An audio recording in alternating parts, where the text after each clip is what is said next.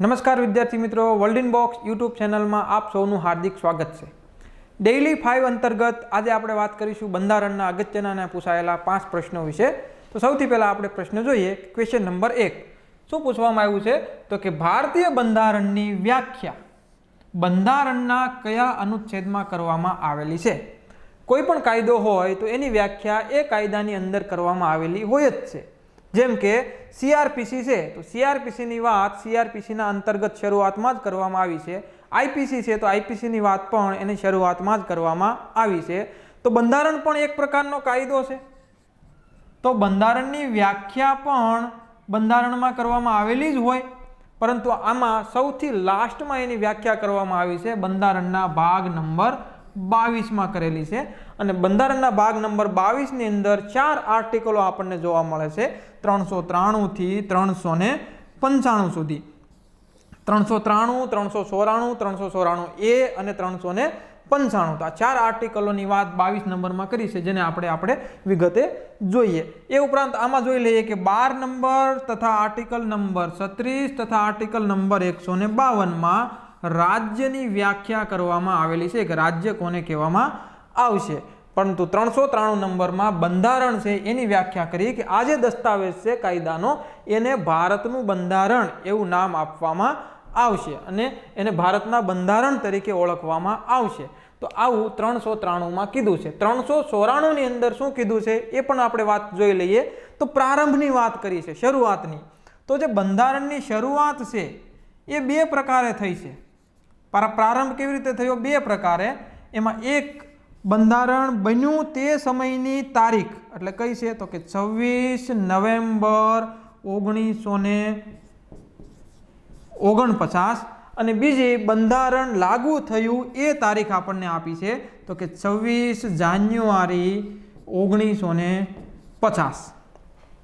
તો બંધારણ બન્યું ત્યારની સાથે જ કેટલીક જોગવાઈઓ લાગુ કરવામાં આવેલી, કઈ કઈ તો કે article number 5, article number 6, article number 7, article number 8, article number 60, article number 324, 366, 367, 379, 380, 388, 391, 392 અને 393। આ 393 નંબરનો આર્ટિકલ છે, એમાંથી આપણને પરીક્ષામાં પ્રશ્ન પૂછેલો છે। તો આ જે આર્ટિકલની અંદર જે જોગવાઈ કરી છે એ બંધારણ બનતાની સાથે જ લાગુ કરવામાં આવી, અને તે સિવાયનું બાકીનું બંધારણ છે એટલે કે સંપૂર્ણ બંધારણ છે એને 26 જાન્યુઆરી 1950ના રોજ લાગુ કરવામાં આવ્યું। તો આ 2 ભાગમાં એનો પ્રારંભ થયો છે એની વાત બંધારણના આર્ટિકલ નંબર 394માં કરવામાં આવી છે। ત્યાર પછી 394 એ આ નવો આર્ટિકલ ઉમેરવામાં આવ્યો છે 58મો બંધારણીય સુધારો 1987ના રોજ।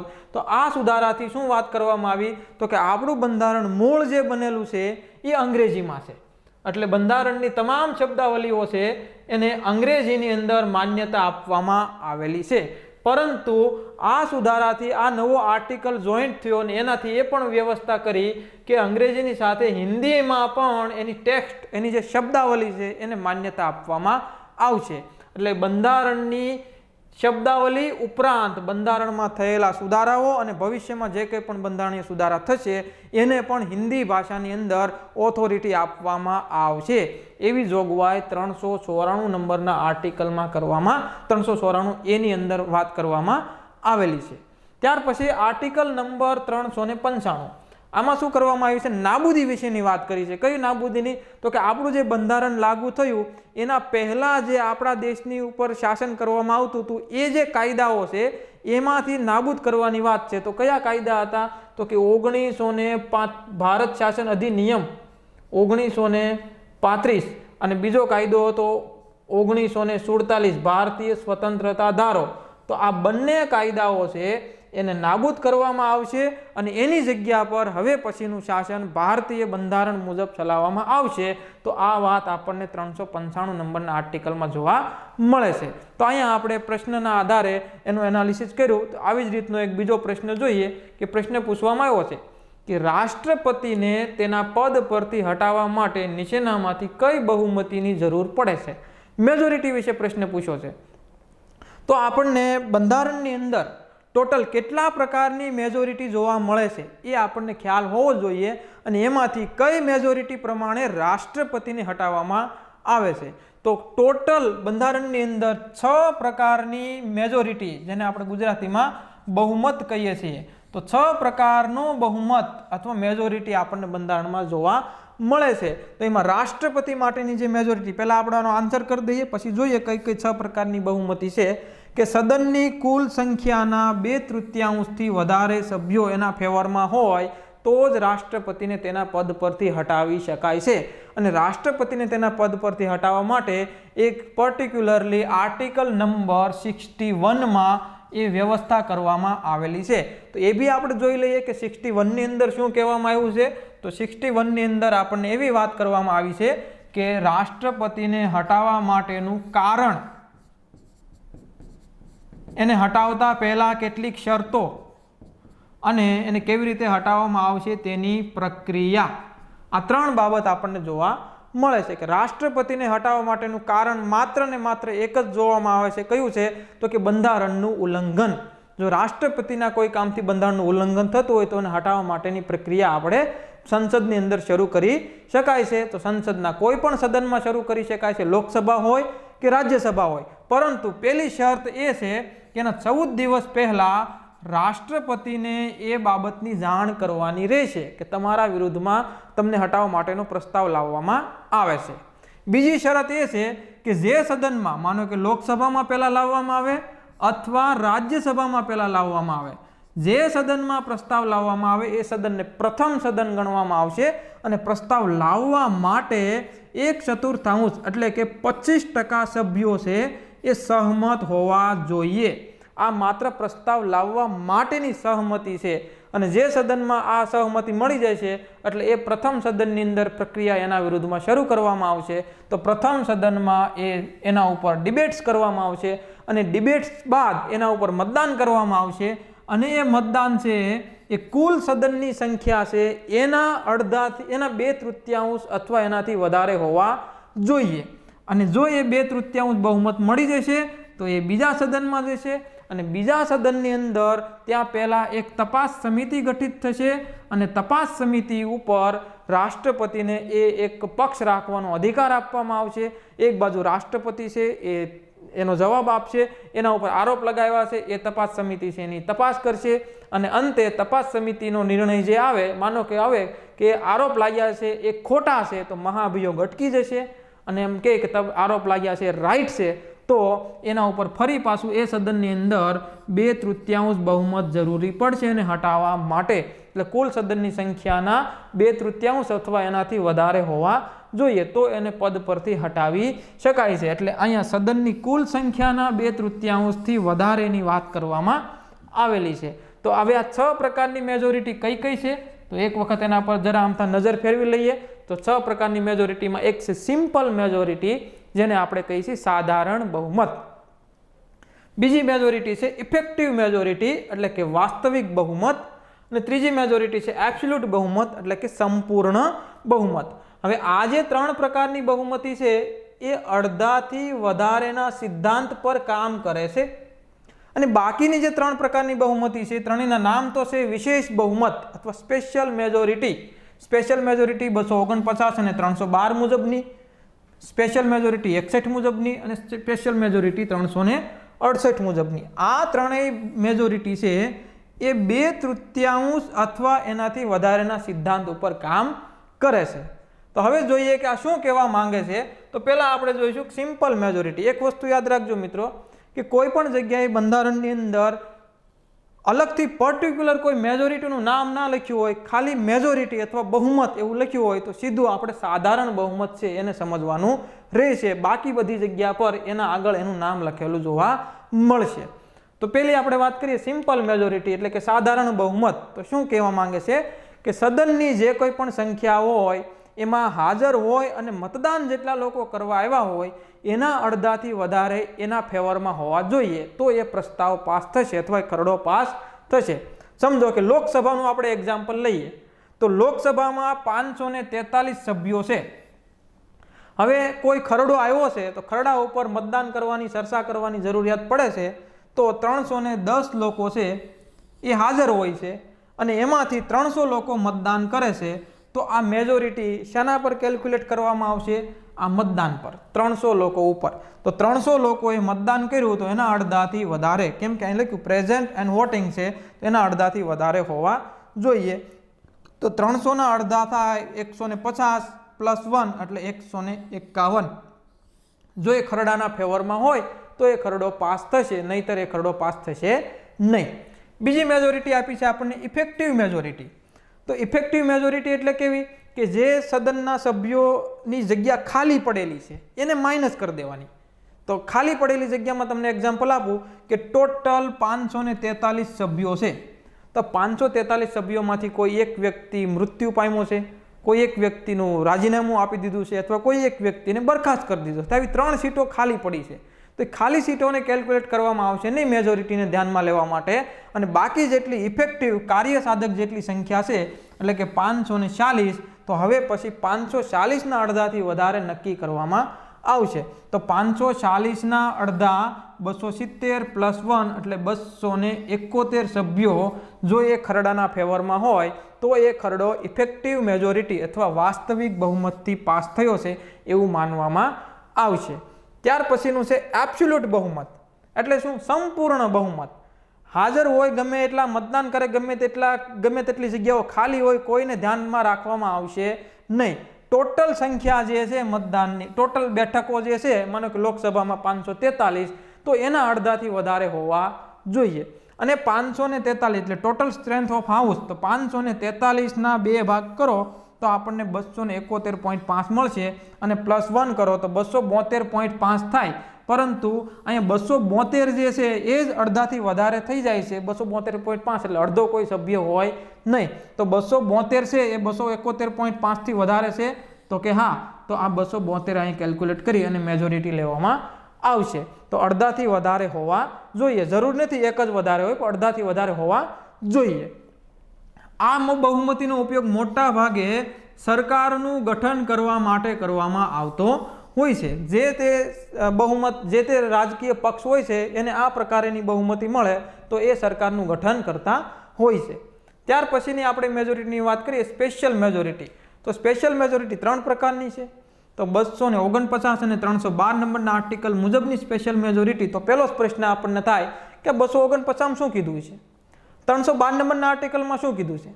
તો 249 નંબરના આર્ટિકલની અંદર એવી વાત કરવામાં આવી છે કે બંધારણના આર્ટિકલ નંબર 246 મુજબ 7મું શિડ્યુલ બનાવવામાં આવ્યું છે, પરિશિષ્ટ નંબર 7 બનાવવામાં આવ્યું છે. અને 7મા પરિશિષ્ટની અંદર 3 પ્રકારની યાદીઓ બનાવી છે: કેન્દ્ર યાદી, રાજ્ય યાદી અને સંયુક્ત યાદી. તો કેન્દ્ર યાદીના વિષય પર સંસદને કાયદો બનાવવાનો અધિકાર છે, રાજ્ય યાદીના વિષય પર રાજ્યને કાયદો બનાવવાનો અધિકાર છે, અને સંયુક્ત યાદીના વિષય પર બંનેને કાયદો બનાવવાનો અધિકાર આપવામાં આવ્યો છે. પરંતુ જો રાજ્ય યાદીના વિષય પર સંસદ ધારે તો કાયદો બનાવી શકે, તો કે હા, બનાવી શકે. કેવી રીતે? તો કે 249 નંબરના આર્ટિકલ મુજબ રાજ્યસભાની અંદર કોઈ પણ ખરડો એવો 2/3 બહુમતથી પાસ કરી દે કે રાજ્ય યાદીના XYZ વિષય પર સંસદ કાનૂન બનાવી શકે છે, તો ત્યાર પછીથી એ વિષય ઉપર સંસદ કાનૂન બનાવી શકશે. તો એના માટેની જે મેજોરિટી નક્કી કરવામાં આવે છે એ મેજોરિટીનો ઉલ્લેખ અહીંયા જોવા મળે છે. અને 312 નંબરના આર્ટિકલમાં અખિલ ભારતીય સેવાઓની વાત કરવામાં આવી છે. અખિલ ભારતીય સેવા એટલે IPS, IAS કે IFS એટલે Indian police service, Indian administrative service અને ઇન્ડિયન ફોરેસ્ટ સર્વિસ. તો આ સેવાઓ 3 છે. હવે 100થી કરવી કે ઘટાડવી, વધારો ઘટાડો કરવો એ બાબતે રાજ્યસભાની અંદર 2/3 બહુમતથી નિર્ણય કરવાનો હોય છે. તો એ 2/3 બહુમત છે કેવા પ્રકારનું જોઈએ એનો ઉલ્લેખ અહીંયા આપણને કરવામાં આવેલો છે. તો એની આપણે એક એક્ઝામ્પલ લઈને જોઈએ કે કુલ સદનની સંખ્યા હોય એમાંથી હાજર અને મતદાન કરેલા હોય એના 2/3 વધારે એના ફેવરમાં હોવા જોઈએ. એક્ઝામ્પલ તરીકે 543 સભ્યો છે, ફોર એક્ઝામ્પલ અહીં લોકસભાનું એક્ઝામ્પલ આપ્યું છે એટલે એનું લઉં છું કે 543માંથી 190 સભ્યો હાજર છે અને 180 સભ્યો એમાંથી મતદાન કર્યું છે, 10 લોકોએ મતદાન નહીં કર્યું. તો 180 ઉપર 2/3 લેવામાં આવશે. તો 180 એટલે 2/3 ઓફ 180 તો કેટલા આવશે? 120. તો એ ખરડો પાસ કરવા માટે 120 સભ્યોની સહમતિ જરૂરી છે. તો જ એ ખરડો પાસ થશે 249 અથવા 312 નંબરના આર્ટિકલ મુજબનો. તો આ આપણને વિશેષ બહુમતની વાત કરી. ત્યાર પછી વિશેષ બહુમત છે આર્ટિકલ નંબર 61 મુજબ, એટલે કે આ મુજબ છે રાષ્ટ્રપતિને હટાવવાના હોય છે એ માટેની બહુમતી છે. અને જે આપણી પરીક્ષામાં પ્રશ્ન પણ આનામાંથી જ પૂછાયેલો છે કે રાષ્ટ્રપતિને હટાવવા માટેની કેવા પ્રકારની બહુમતી જોઈએ છે. તો કુલ સદનની સંખ્યા હોય એટલે કે ટોટલ સ્ટ્રેન્થ ઓફ હાઉસની 2/3 અથવા એનાથી વધારે બહુમત જોઈએ. તો કુલ સદનની સંખ્યા 543 છે અને 543ના 2/3 કરીશું તો 262 આવશે.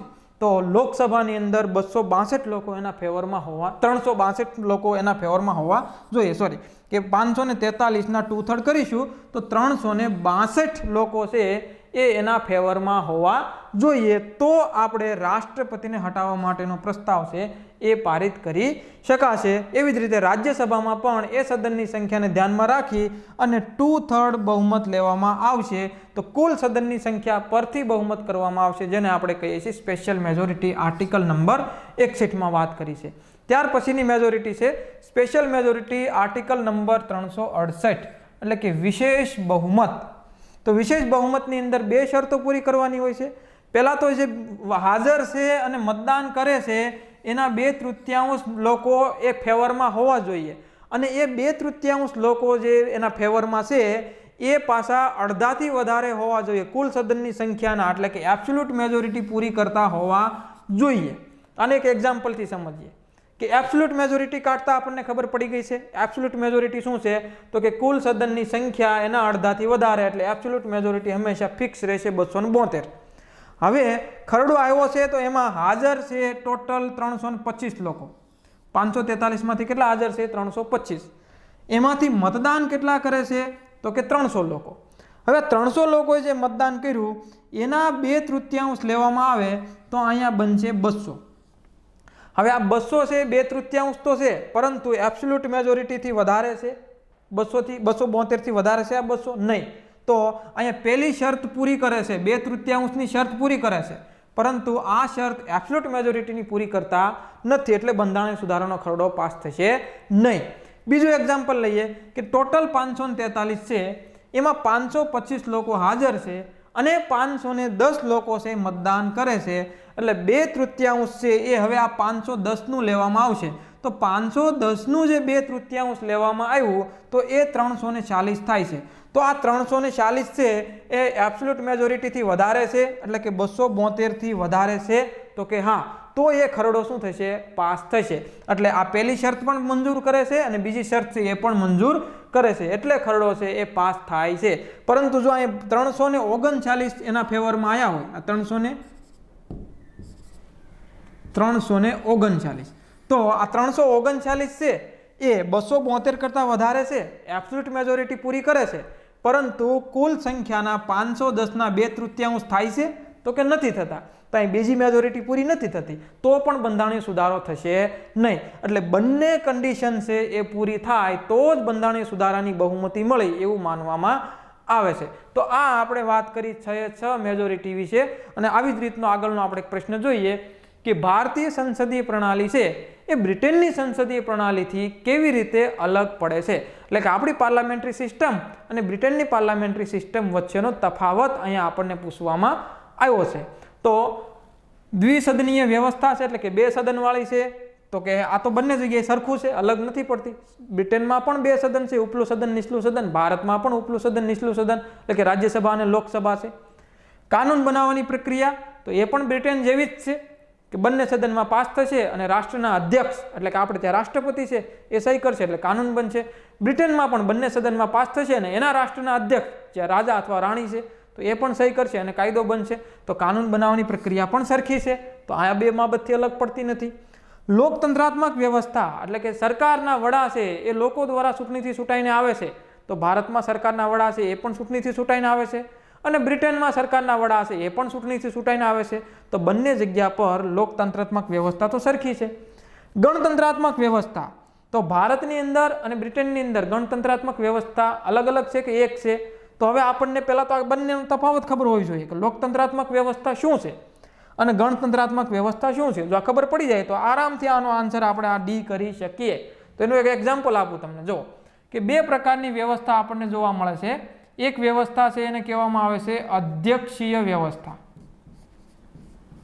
અને બીજી વ્યવસ્થા છે એને કહેવામાં આવે છે સંસદીય વ્યવસ્થા. પાર્લામેન્ટરી સિસ્ટમ અને અધ્યક્ષીય વ્યવસ્થા એટલે કે પ્રેસિડેન્શિયલ સિસ્ટમ. શું હોય છે? શાસન કરવા માટે એના જે અંગ હોય છે ને બે ભાગમાં મુખ્ય રૂપથી વિભાજિત કરતા હોય છે. એક છે એને કહેવામાં આવે છે સરકારના પ્રમુખ અને બીજા હોય છે રાષ્ટ્રના પ્રમુખ. સંસદીય વ્યવસ્થામાં પણ સરકારના પ્રમુખ અને બીજા છે રાષ્ટ્રના પ્રમુખ. ભારતની અંદર સંસદીય વ્યવસ્થા છે તો ભારત આપણે જોઈએ તો ભારતમાં પણ આપણને આ બે પ્રકાર જોવા મળે છે. એક છે સરકારના પ્રમુખ અને બીજા છે રાષ્ટ્રના પ્રમુખ. તો અહીંયા અમેરિકા છે અધ્યક્ષીય પ્રણાલી છે. તો અધ્યક્ષીય પ્રણાલીની અંદર શું હોય છે કે બંને પદ એક જ હોય છે અને ધારણ કરવાવાળો વ્યક્તિ એક જ હોય છે. ભારતની અંદર જો તમને વડાપ્રધાન જોવા મળશે, રાષ્ટ્રપતિ જોવા મળશે.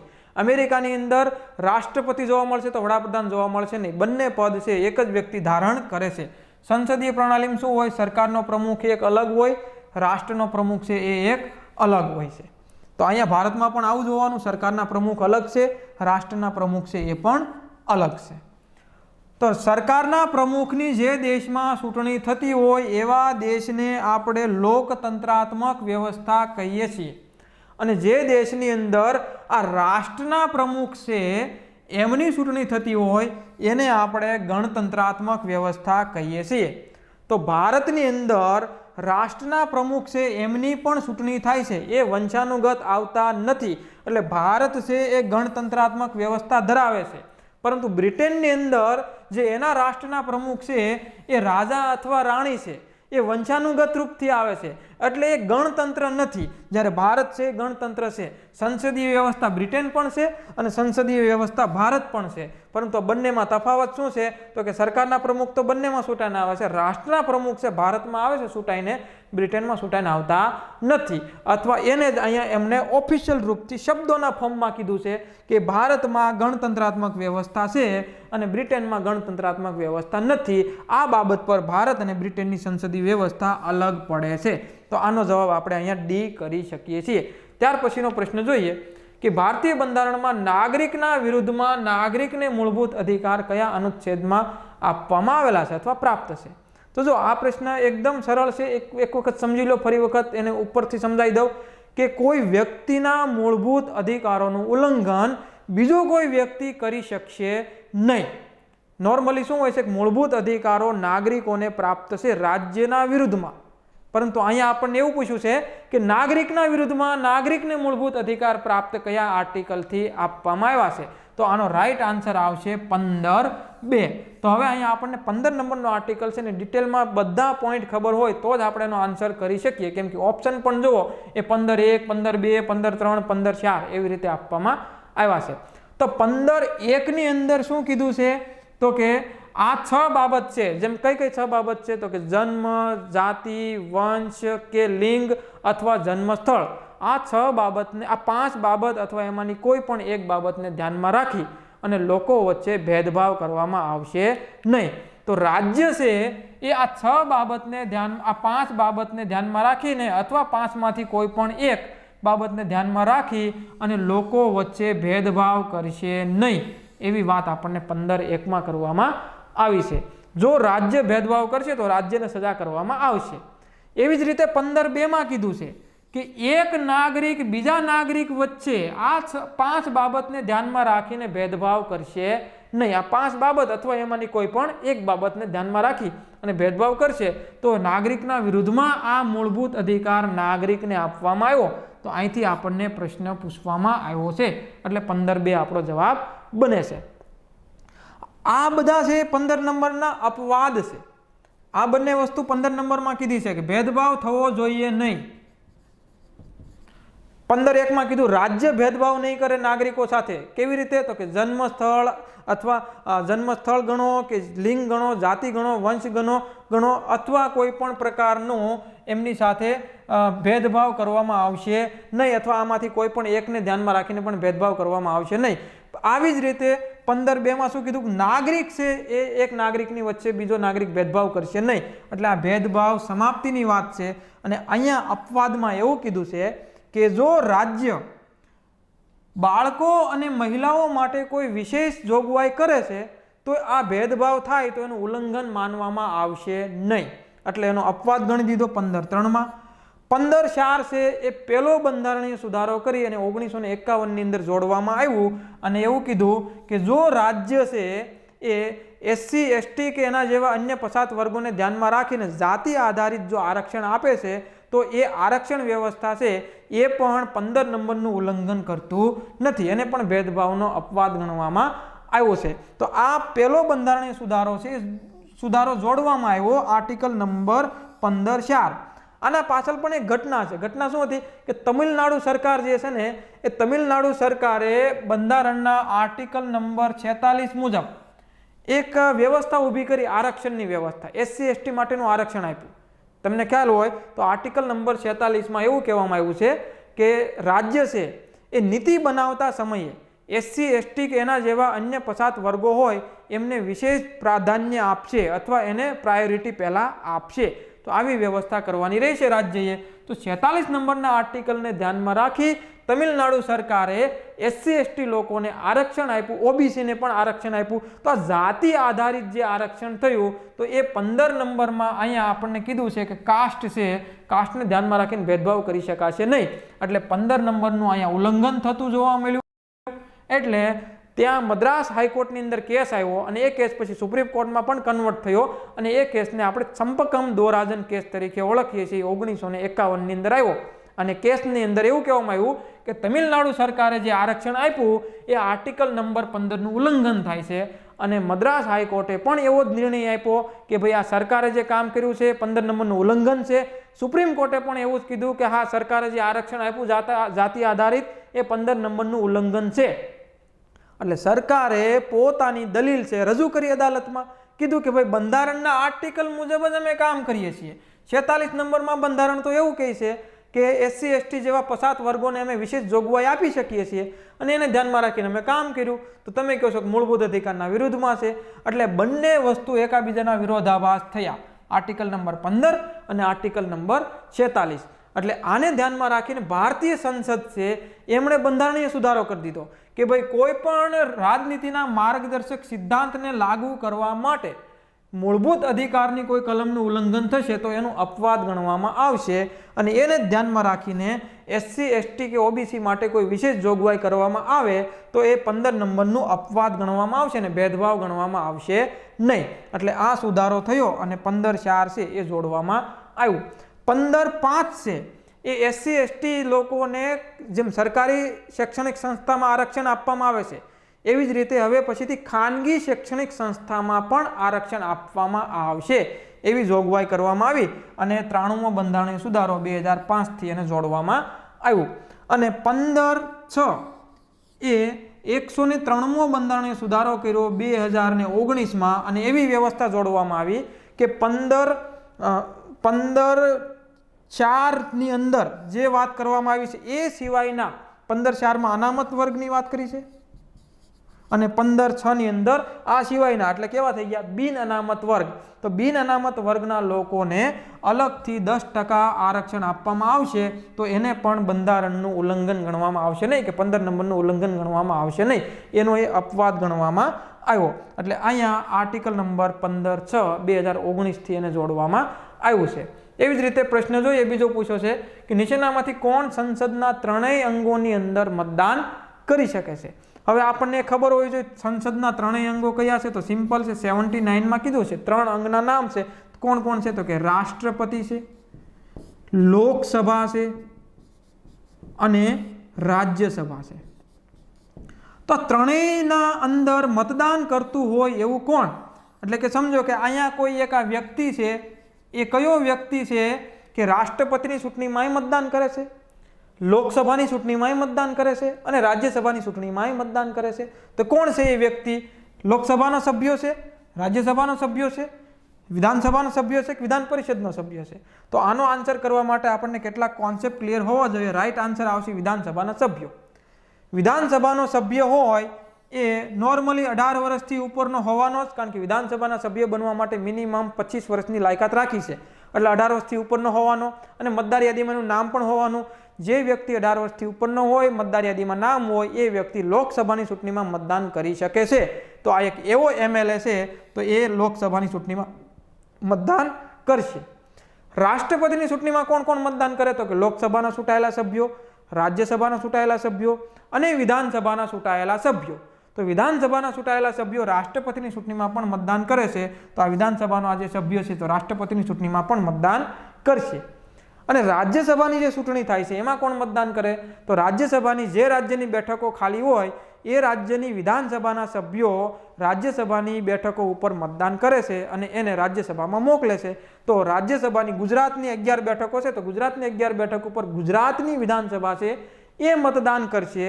એટલે ગુજરાતની છે એમ અલગ અલગ રાજ્યની વિધાનસભાના સભ્યો રાજ્યસભાના સભ્યોને મતદાન કરે છે. એટલે ચૂંટાયેલા વિધાનસભાના સભ્યો છે એ સંસદના ત્રણેય અંગોની અંદર મતદાન કરે છે. તો અહીંયા આપણને કોઈ આર્ટિકલમાંથી નહીં, પણ જનરલ લોજિકલ રૂપથી આપણને પ્રશ્ન પૂછવામાં આવ્યો છે. બસ, તો આવી જ રીતના કેટલાક પ્રશ્નો છે પૂછાયેલા હોય છે, તો એને ધ્યાનમાં રાખી અને અવારનવાર આપણે ડેઇલી 5 ના અંતર્ગત મળતા રહીશું.